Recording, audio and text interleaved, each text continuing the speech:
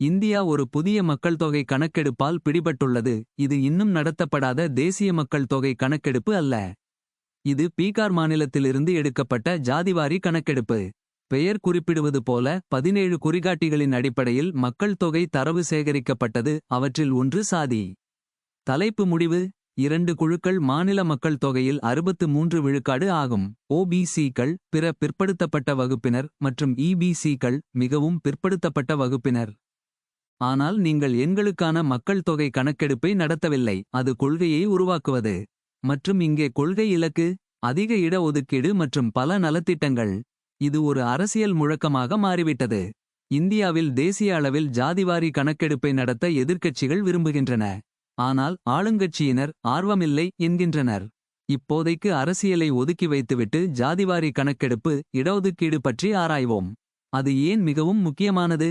இந்தியாவில் கடைசியாக எப்போது சாதிவாரி கணக்கெடுப்பு நடத்தப்பட்டது? மேலும் இது கடந்த காலத்தில் வழங்கப்பட்டதா? வாருங்கள் இதை விரிவாக பார்ப்போம். ஆங்கிலேயர்கள் வந்ததும் இந்தியாவில் சாதிய அமைப்பை முறைப்படுத்தி சமூக ஏற்ற தாழ்வுகளை உருவாக்கினர். அவர்களின் காரணம் எளிமையானது: மக்களுக்கு புரியவில்லை என்றால் மட்டுமே நீங்கள் அவர்களை ஆள முடியும். ஆங்கிலேயர்கள் இந்தியாவின் இந்துக்களை 4 சாதிகளாக நேர்த்தியாக பிரித்தனர். ஆனால் அவர்கள் ஆச்சரியத்தில் இருந்தனர். 1834இல் பனாரஸில் பிராமணர்கள் மட்டும் 107 சாதிகள் இருந்ததாக கூறப்படுகிறது.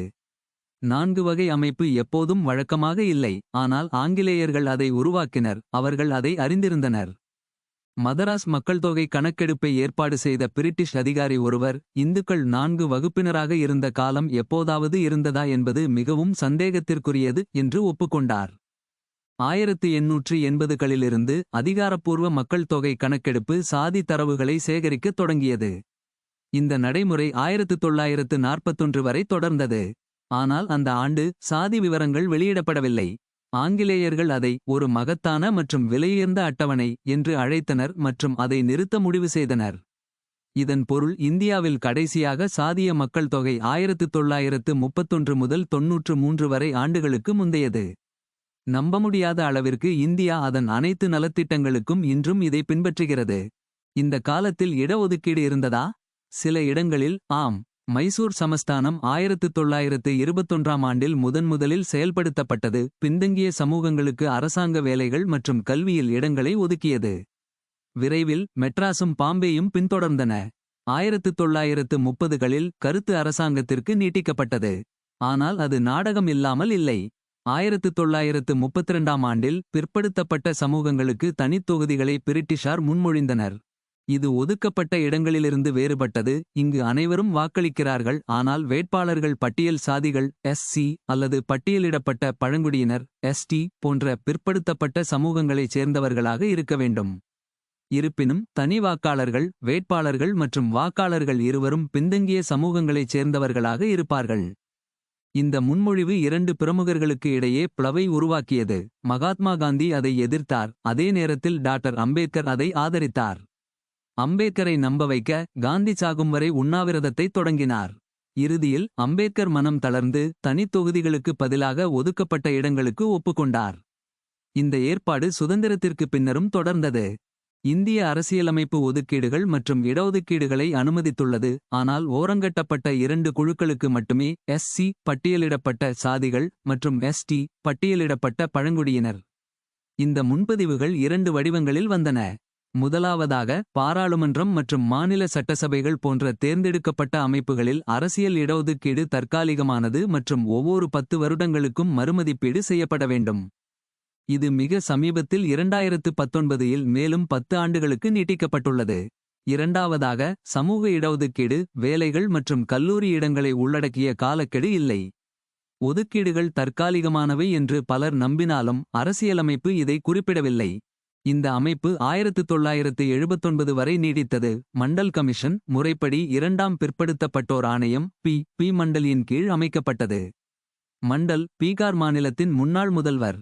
2 ஆண்டுகளுக்குப் பிறகு 1980இல் ஒரு முக்கிய பரிந்துரையுடன் அறிக்கை சமர்ப்பிக்கப்பட்டது: வேலைகள் மற்றும் கல்லூரிகளில் OBCக்களுக்கு 27 விழுக்காடு இட ஒதுக்கீடு. ஆனால் அந்த அறிக்கை 1990 வரை கிடப்பில் கிடந்தது. அப்போது அப்போதைய பிரதமர் பி. சிங் செயல்படுத்தினார். இந்த முடிவு இந்தியா முழுவதும் பெரும் எதிர்ப்புகளை கிளப்பியது. நூற்றுக்கணக்கான மாணவர்கள் தெருக்களில் இறங்கினர், சிலர் தீக்குளித்தனர். இதையும் மீறி அரசு அழுத்தம் கொடுத்தது. இடஒதுக்கீடு கட்டமைப்பில் இப்போது SC-க்களுக்கு 15 விழுக்காடு, ST-க்களுக்கு 7.5 விழுக்காடு மற்றும் OBC-க்களுக்கு 27 விழுக்காடு, மொத்தம் 49.5 விழுக்காடு.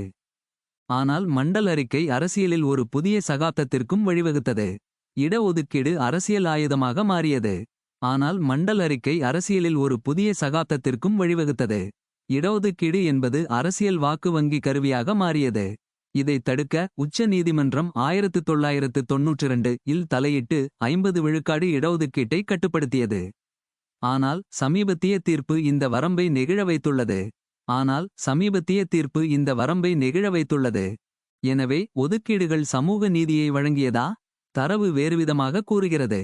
2021ஆம் ஆண்டில் அனைத்து அரசு ஊழியர்களில் SC 15 விழுக்காடு, ST 6 விழுக்காடு மற்றும் OBC 17.5 விழுக்காடு என்று உச்ச நீதிமன்றத்தில் அரசாங்கம் வெளிப்படுத்தியது. அந்தந்த ஒதுக்கீட்டை ஒப்பிடும்போது SC பிரதிநிதித்துவம் சமமாக உள்ளது, ஆனால் ST மற்றும் OBC குறைவாக உள்ளது. இந்த எண்களுக்குள் கூட பெரும்பாலான ஒதுக்கீடு பயனாளிகள் கீழ்மட்ட வேலைகளில் உள்ளனர். உதாரணமாக 2012 இல் பொது துப்புரவு பணியாளர்களில் 40 விழுக்காடு பேர் SC. இதேபோல் IAS மற்றும் IPS போன்ற உயர்மட்ட அதிகாரிகள் இந்த குழுக்களிடமிருந்து குறைந்தபட்ச பிரதிநிதித்துவத்தை பார்க்கிறார்கள். கல்லூரிகளில் பிரச்சினை நீடிக்கிறது. SC, ST மற்றும் OBC-க்களுக்கு ஒதுக்கப்பட்ட சுமார் 42 விழுக்காடு ஆசிரியர் பணியிடங்கள் காலியாகவே உள்ளன. தெளிவாக இடஒதுக்கீடு சில ஆதாயங்களைச் செய்துள்ளது, ஆனால் இடைவெளியை குறைக்கவில்லை. இதற்கிடையில் ஆதிக்க சமூகங்கள் இப்போது ஒதுக்கீட்டை கோருகின்றன. குஜராத்தில் படேல்கள், மகாராஷ்டிராவில் மராட்டியர்கள், கர்நாடகாவில் லிங்காயத்துகள் மற்றும் ஹரியானாவில் ஜாட்கள், அனைத்து அரசியல் பலம் வாய்ந்த குழுக்கள் இப்போது தங்கள் பங்கை நாடுகிறார்கள். இடஒதுக்கீடு கொள்கைகளை மறுபரிசீலனை செய்ய வேண்டியதன் அவசியத்தை உச்ச நீதிமன்றம் ஒப்புக்கொண்டுள்ளது, ஆனால் மாற்று வழி எதுவும் முன்வைக்கப்படவில்லை. மனநிலையை மாறுவது சவாலாகவே உள்ளது.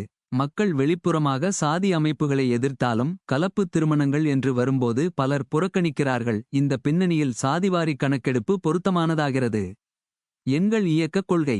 ஒவ்வொரு தசாப்தத்திற்கும் SC மற்றும் ST தரவு சேகரிக்கப்பட்டாலும் OBC தரவு மழுப்பலாகவே உள்ளது.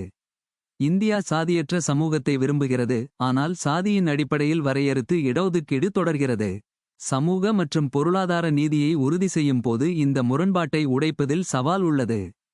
வரலாற்றின் மறைக்கப்பட்ட கதைகள் மற்றும் கலாச்சாரத்தின் அபூர்வமான நிகழ்வுகளை அறிய சப்ஸ்கிரைப் செய்யுங்கள்.